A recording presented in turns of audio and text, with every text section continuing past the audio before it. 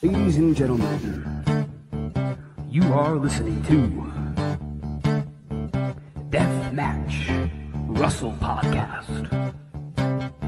Let's get it on! Come into the ring, step into the fire, see what you want, baby. If your heart has desire, and get out, get knocked down. Deathmatch Russell Podcast, Deathmatch Russell Podcast, Deathmatch Russell Podcast.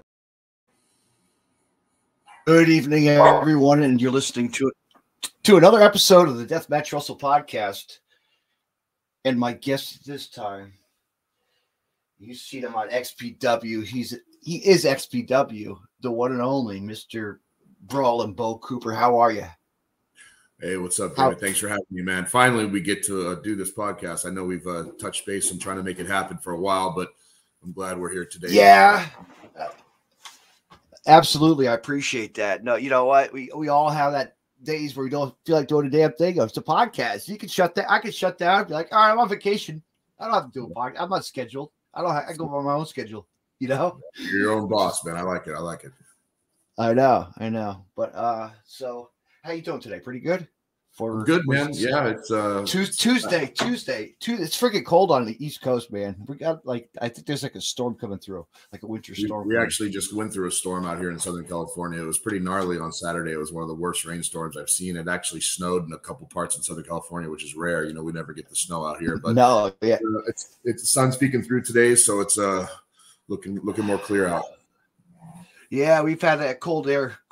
I guess there's the storm up in northern New Jersey, up in the western, Pennsylvania area, and I don't know. But I'm dead smack at the shore, so nothing, Yeah, the Jersey Shore. Jersey Shore, yes. You do gym tan laundry and all that shit too? No, I don't. The Jersey Shore motto. Yes, the Jersey Shore's Benny's go home. That's all I say. How's that? The old Benny's go home. There you go. But I am actually. The funny thing is, those boardwalks are close to my house, like 20 minutes from my house, like 15 minutes away. The nice. Seaside Boardwalk, and Point Pleasant Boardwalk as well. So yeah, touristy spots, But all in all, we all, at the shore we do have wrestling. That was popular in the mid 80s, 90s, which was really cool. Yeah. So, but what got you into wrestling as a kid? Let's start out with basics. Ooh. I used to watch wrestling just growing up. WWF was my go-to on Saturday mornings. I was jumping off the couch onto my beanbag, pretending like I was a wrestler from age of like 6 on. My mom used to take me to the shows when they would come to LA, like the LA Sports Arena and the Long Beach Convention Center. I would always go to the tapings or the dark matches or whatever they were back then, the house shows, I should say. And one show, I was about 13 years old. I showed up. No, I was probably about 12, actually. I showed up to an event at the LA Sports Arena, and I got there early trying to get wrestlers' autographs like the mark I was. We were all kids. And there was a wrestler that was arriving, walking into the entrance, and I told him, I said, hey, I want to be a wrestler like you one day. And he actually stopped, came over, and looked at my mom and said, hey, if he's serious, I can give you a phone number to call.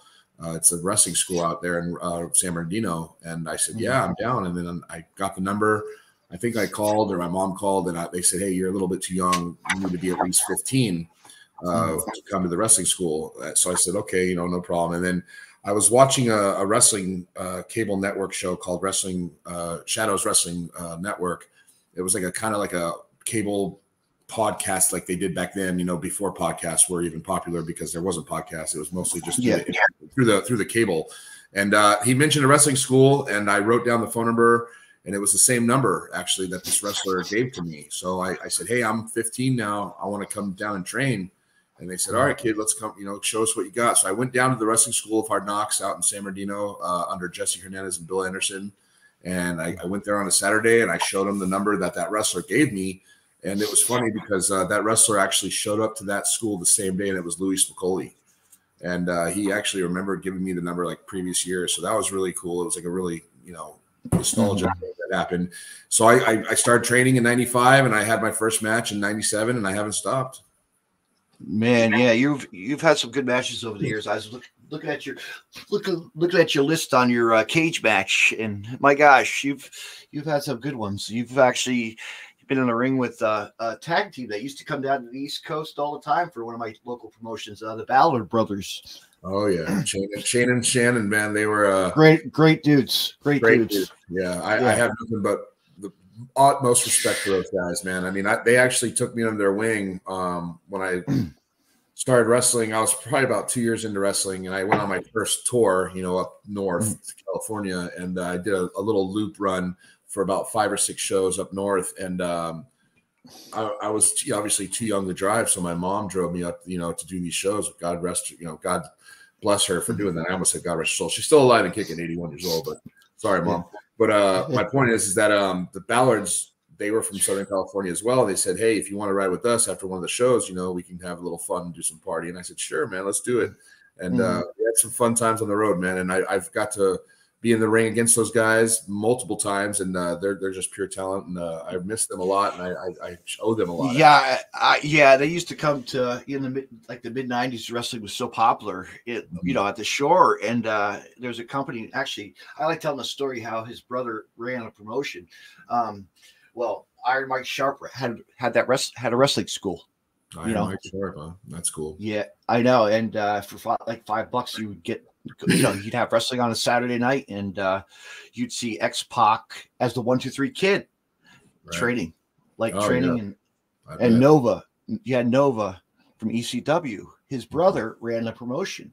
Oh, cool. Called Phoenix Championship Wrestling, and he brought in the Ballard brothers a couple of shows, and we were like, all right, these guys are perfect, So yeah, it's cool. It's surprising that they never got like big contracts, man, because they definitely had the look, they had the psychology. I mean, those guys have some of the best wrestling in-ring psychology that there ever was. At least on the independent scene. I mean, you look. I mean, they did get a lot of was it like the 3PWs to a couple other promotions? Well, they've done dark matches in WWE and stuff. I'm just saying, they should have gotten big money. Because those guys definitely were big money, in my opinion. So, yeah, they were. Yeah, I hope they put me over if they ever do a podcast. Like I'm putting them over for the last 15 minutes.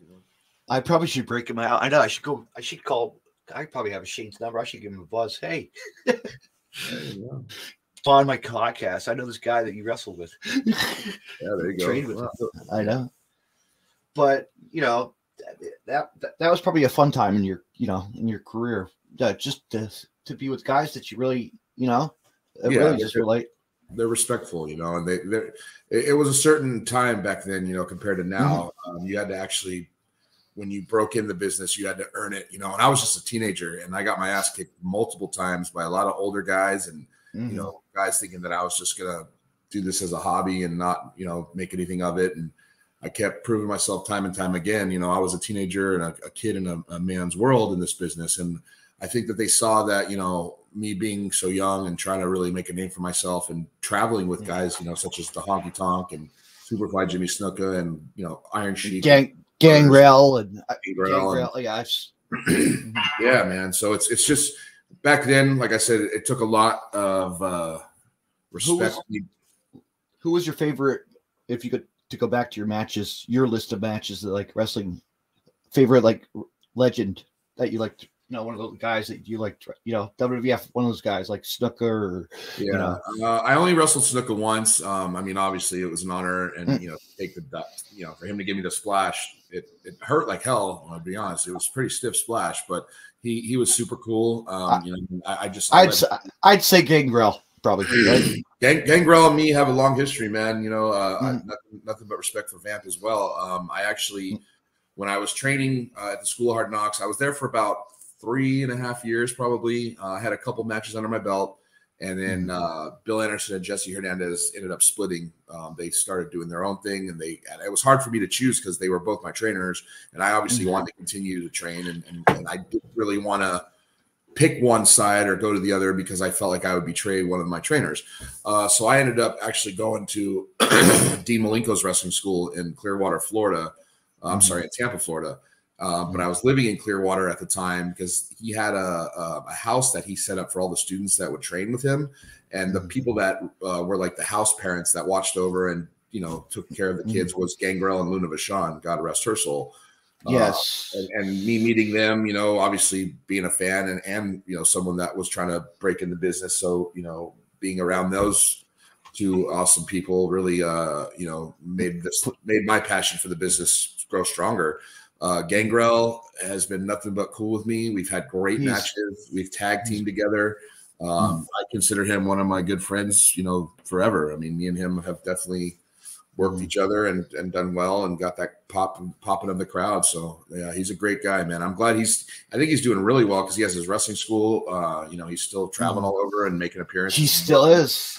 He looks good, man. He looks good. Not like me, an old broken down guy. He's probably older than me. And he's in great shape. I know, but you know what? You're out there having fun. It's all about having fun. Wrestling's about having fun, and people don't realize it's a business and you do it and you put a smile on kids' faces, a kid has a disability, and that's the main, and that makes your day go. No, of course. I mean, anytime a fan appreciates, what we do, it definitely warms my heart. I mean, there's been multiple times, where kids come up to me, say that I'm, one of their favorite wrestlers, and then it's like, man, I'm thankful that you're even here watching me. I mean, exactly. It's because it's for them to get out of their house because they're they're bedridden or they're in a wheelchair all day long in a house, in a home, and it's like we see that in a lot of wrestling now. It's good though that they get out and be seen, and of course, we do the fundraiser shows for them, and it's just a great app. It's a good thing to give back to the community. We always like to, Absolutely. Yep, totally. But let me get into like what got you like WWF, as we said, ECW era, and let's like go into the. Well, I'll tell you. Speaking of the fact of Luna Vachon, she, when I first broke into the business, like I said, I was young, man. I was like 15, and I had long blonde hair, and I would shave my sides, so I would only have like the ponytail of blonde. And Luna was the first person to say, "Hey, you look like someone like Bo or Axel Rotten." I was like, "Who's Axel Rotten?" So I did my little research on Axel Rotten because I was, all I knew at that time was WCW and WWE, and then I got into this whole other scene, watching ECW, and I absolutely fell in love with ECW. I mean, that was just, the cool thing at that time, something that no one as a wrestling fan was, used to seeing. So I started watching, late at night ECW. I would go to, all the web forums and the message boards and trade tapes and try to get as much ECW, as a collection I could, on VHS.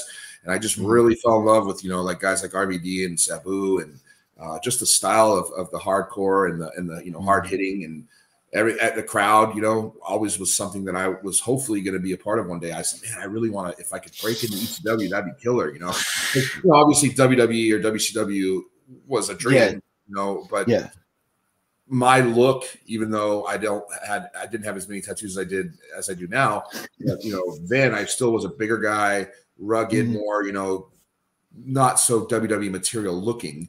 But yeah, man, I mean, ECW changed my perspective of the business like it did everyone else's. And it was just a fun time to be a wrestler and a wrestling fan, because watching that, I would take some of the moves that I saw and invert and, put them into my matches. Like I always like to do wrestling first, show my skills, and then interpret some, hardcore like chairs or, some tables or stuff like that. But going to that ECW field, as well, like Japan wrestling stuff, all the Japanese BJW and the deathmatch wrestling, like as well. Yeah, no, I mean that's a whole nother world too. I mean, like I said, I wasn't even familiar as a kid with all that. Me too. Like growing up, watching like Cactus Jack, get exploded, on death boards and piranhas and all the crazy shit they did, man. It's just outrageous back then. That was before its time. I mean, now it's everywhere.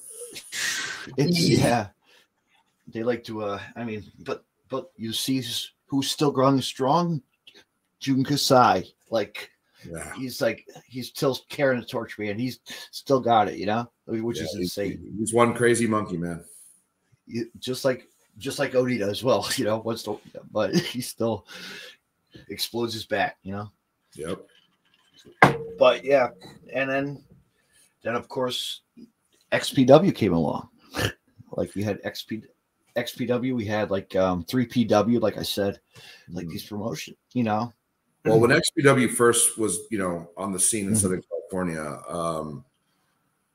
I remember Johnny Webb coming to me and saying, "Hey, man, there's a big promotion about to hit our territory, and I'm going to be a part of it. Just keep your eyes and ears open." I said, "Okay, cool." And then I remember meeting Mr. Black one time, and I walked into the wrestling school that they had out in the valley, and I told him who I was, and I got in the ring and I trained with some of the guys like Chaos and Angel and Supreme was there and all them. God rest his soul.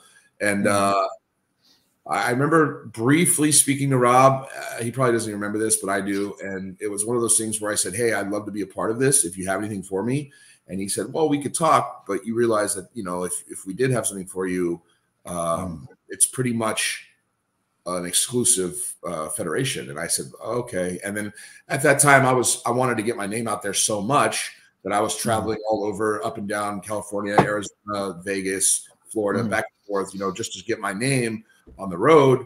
And those guys were getting their name out there because they had such a huge following with the hardcore scene, and Rob was selling out like the LA Sports Arena and the Grand Olympic Auditorium, which no one else as an independent company was doing. Plus, he had all the stars that he was bringing in, flying in from former ECW guys or WWE guys. So he was very attentive when it comes to mixing local wrestlers, making them seem like they are up there with the big time guys that were already under contracts or former contracts, I should say. But yeah, man, Rob was a genius when it came to Southern California, revolutionizing this industry, man. You had the hot girls with the being mixed in there, and back then around the Attitude Era, that's what people wanted to see is blood and TNA. I mean, every guy wants to see TNA still, but yeah. And then so I did one show for XPW. One of my best friends, Ryan Katz, Smiley. I did a manager gimmick with him at Cold Day in Hell. Rob wasn't around at the time. I think Kevin Kleinrock was the person in charge of that show. And I remember them drawing huge, and it was like, Jesus, man, this is awesome. I need to be a part of this company, and I didn't really think much of it after that show because they kind of folded out.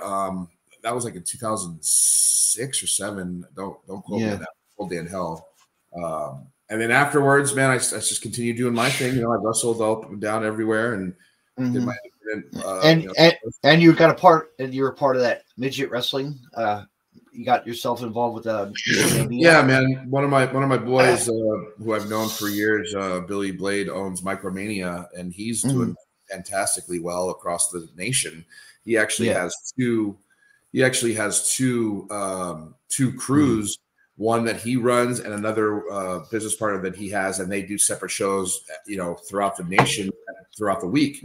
So he's bringing in, lots of fans to different bars and venues and stuff like that have never seen midget wrestling. Exactly. Yeah, so I just help out with when it comes to hosting the events. I'll get there and get the crowd hyped up and maybe do something here and there. If there's a spot for me, with one of my guys, one of my students or something, because that's cool. I mean, yeah, the crowds there are wild, man. It reminds me a lot of an ECW crowd because they're number one, there's alcohol usually involved. Exactly. Yeah. So they're very, very obnoxious and loud, which is good. But yeah, man, Micromania Tour has been great to work with. Yeah, I saw you put a poster out there. That's pretty cool. You're gonna have a cover band there with AEW superstars. Frankie Kazarian. Oh yeah, that's pretty cool. That's gonna attract a crowd. But and watching you on the current scene now on XPW, it's like it's a whole new. It's awesome. Like we are in a world that is, you know, it's the new era of man. April 22nd. It'll be in April 1 year since I've joined the XPW family, and April 22nd is my actual birthday. I'll be turning 43 years old, and what a way to celebrate, you know, a 43-year-old, and you know, hopefully get bloody and kick some ass, you know. But working with Rob has been great. He's great. Yeah. Working with the guys, you know, and girls there has been just nothing but a pleasure.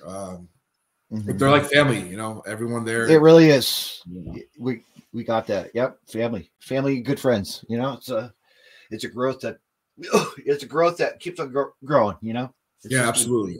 And the crowd there is like no other, you know, they're there to, you know, support, and XPW crowd, man, is definitely it's no, and it's like you're probably like, oh man, I need to go out. I got to take those trips out the East Coast and see what's going on there. I'm sure that's coming for you. I know it eventually. I'd like to, you know, I'd like to see you on the East Coast, and then I come out to the West Coast. I got to do that. I got to plan some trips over the summertime. I think I'm going to do a lot of vacation next summer.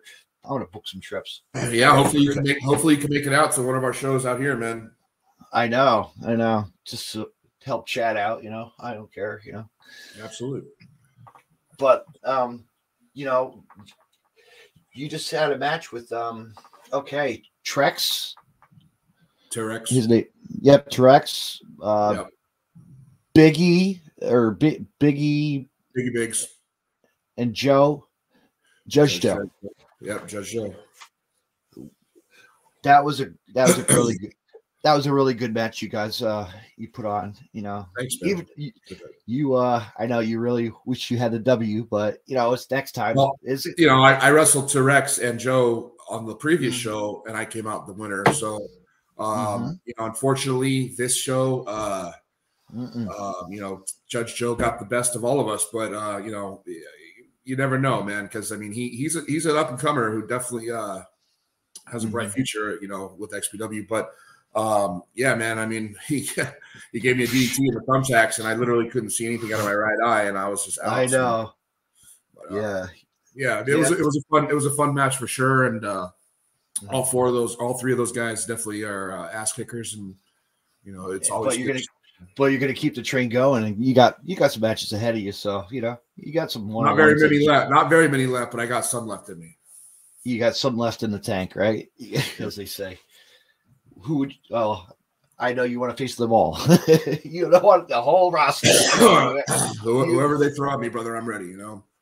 Yeah, but let's talk about like horror movies. You into any kind of horror movies? Any kind of horror? And I just got done talking to Rob's brother, the horror film guy, Anthony. That was pretty cool to talk to him. I love all horror, man. I mean, I'm actually you know, there's been two passions in my life: is horror and pro wrestling. And I've been blessed to say that I actually have been paid by both of my passions, pro wrestling, you know, as a part-time career or whatever you want to call it. My full-time career is actually working for a company called Trick or Treat Studios, which is the largest horror company that produces high-quality masks, action figures, you know, props, purses, pins, air fresheners, you know, you name it. And being actually, you know, such a huge horror fan growing up, and still am, getting to work for such a huge company has been just a dream come true. It supports my family. It supports me. Yeah. So shout out to Trick or Treat Studios. If anyone, I'll have to check that out. Everybody check that out. Yeah, buy some merch, buy some stuff. Buy some cool stuff. TrickorTreatStudios.com, man. That, you know, we appreciate anything you guys can, you know, purchase. So. Yeah, purchase our shirts as well. You know, come on, we got merch. Buy our stuff, right? We got stuff too. Exactly. Buy our merchandise, we sell it. You know. Yep. And actually, people need to subscribe to the not Patreon. Yeah, Patreon. Yeah, Black. Are you listening to this? No, I mean, subscribe to the XPW streaming service, and because you know what, the proceeds goes to you guys, and right. Goes along to the podcasters and the talent and the staff and all the production and much more as well. Right. No, it's really cool that, you know, XPW has set up a new platform to where Certain wrestlers can share the you know, the link to the streaming service, and then if you know a wrestler, or I mean, I'm sorry, if a fan pays to want to see that particular wrestler, that wrestler will get a little kick down. You know, that's really solid in my opinion. You know, and I wish more promoters would do that for the boys and girls. You know, because it definitely helps us. You know, get a little extra bread in our pocket, and it's just, you know. That's why I'll be honest with you right now, David. You know, like I've been in this industry so damn long, and I've seen all the good and the bad of this business. And even though, you know, I drive Rob Black crazy sometimes with my suggestions, I know that when the shit is done at the end of the night, and he he makes sure that every single fan goes home completely happy for their money's worth. You know, whether they're a deathmatch style fan or a lucha libre fan, or even just a normal American style fan, they get it all, you know. And then the guys and the girls in the locker room of XPW, like I said previously, have been nothing but a tight knit family. We're all there to help each other, kick each other's ass, and most importantly, but number two, it's been one of the most positive locker rooms I've ever been in, and that's a shoot, you know, because I don't believe that there's much politics to be had, because we're all fucking real older, you know, professionals that have done this for quite some time, and we're not some young up and coming cocky kid that you know, get his name out there so that he can show off to his friends. You know, this is real fucking wrestling and hardcore shit. You know what I mean? And you're seeing guys that you've, and you know, like we said, we've seen on the circuit who have grown over the years. You know, you look at Necro Butcher, a Drake Younger, a Masada, the list, a Schlack, just everybody. Like, you think about that. Yeah, man. I wrestled Necro Butcher in like 2009, and I mean, I still have it's right here. I still have a chip too from him, you know, and I give him nothing but respect as well, because, you know, he came back from a you know, life-threatening illness, and he's doing great. He looks great, and he's kicking ass more than he ever has. So props to Necro, man. You know, he's always been a solid friend of mine, and he always and his punches are real. That's for sure. Fuck, he'll knock you right out. He knocked me out. He will. I've seen it, man. I've seen a lot. Definitely. And, you know, guys like Schlack, you know, one of the craziest motherfuckers I've ever met in my life. Fucking killer, and a killer band as well. You know, killer. Yeah. I listen to some of his music, man. He's hardcore to the through and through, brother. And guys like Masada, you know, I mean, I've been looking up to Masada since I was a youngster, man, watching him, you know, and playing video games and shit when he was in it. And guys like Drake Younger, I got the opportunity to wrestle in Dragon Gate USA. Me and him went in the ring together, and it was it was a 6-man tag, but, you know, I got the opportunity to work with Drake, and he was a pleasure to work with him there, and he's nothing but a pro now. And so like that, you know, all these guys it's like me. I saw Drake when he was really young. He was young at Jersey All Pro Wrestling. Like, he was just coming into the business, like really just like breaking out, and like Necro, you know. Yeah, you got legends in that locker room, man.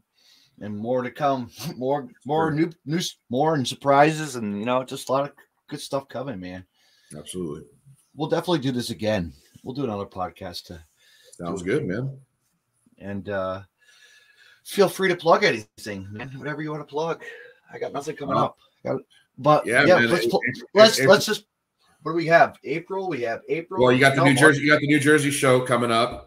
Yes. You know, that's Here Comes Revenge. So that'll be killer. You know, I personally won't be there, but I'll be watching and supporting my guys and my girls watching it on the streaming app they have. So yeah, that'll be great. You got April 22nd, my birthday, with California too. It's going to be a crazy. My God. You got 2 rings. You got 16 competitors, man. You know, and I don't know what I'm doing there yet, but I definitely will be there, you know, rain or shine, you know, to hopefully kick some ass. And if you guys want to check me out on Instagram, you can always follow me, which is appreciated. It's at BrawlinBow13. Yeah, right there down below. Twitter is just BrawlinBow, simple enough. And man. No, we'll put the XPW up there as well. Yeah. I think it's the XPWWrestling.com, right? Yeah. I can put the Wrestling. Cool. Yep. So we appreciate you, man. And I'm glad we finally got to do this, you know. We'll do it again. And hopefully I'll California. Hopefully, I'll get to California not this time around, but maybe this summer. Next summer. Man, come on out. We'll have a beer ski together. I love beer. Yeah, me too. Awesome. But you like your Jack Daniels too, so you like Jack. Yeah, no, Jack's honey? cool. I'm more of a bullet guy. Bullet Okay. bourbon. Yeah, I like bullet bourbon. So any All right, fans so out there that want to buy me a drink, get me a bullet bourbon shot. Yeah, or bring a bottle. Yes, and that's it. Hey, that's even better. Fuck, man, bring me a bottle. I know exactly. Fuck the shot. But anyway, thank you so much for coming on, Bo. Cool. Brawlin. I'll just say Brawlin. Yeah, Brawlin Bo. Yep, it doesn't matter because you Bo. So, Brawlin Bo Cooper. It's all the same, my man. But any last words for everybody? Anybody? Yeah, man. Just keep on supporting XPW. Keep on supporting Brawlin Bo. Keep supporting Deathmatch Wrestle podcast, and we'll see you guys out there in the ring, dude. Thank you. Have a good night, everybody. Until next time. Good night. Good night. No, I don't want to end that. Oh, I did it the last time. I hit the music. You can find more Deathmatch Wrestle podcast on the following. Just hit the like button and share.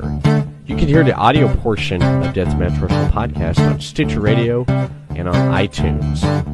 Social media, Deathmatch Wrestle podcast on Facebook, Twitter at DavidNJ32, Instagram, DavidNJ36, YouTube, David C. Russell, and DeathmatchWrestlePodcast.com. Joner's Wrestling Podcast Network. Head over to WrestlingWithJoners.com.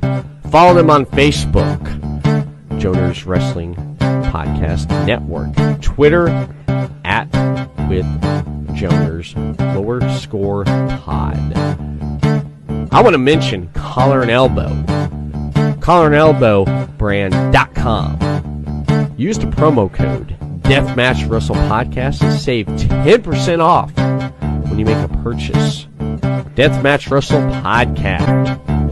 Be sure to visit BrainbusterTees.com for Deathmatch Wrestle Podcast merchandise. Thanks a lot, buddy.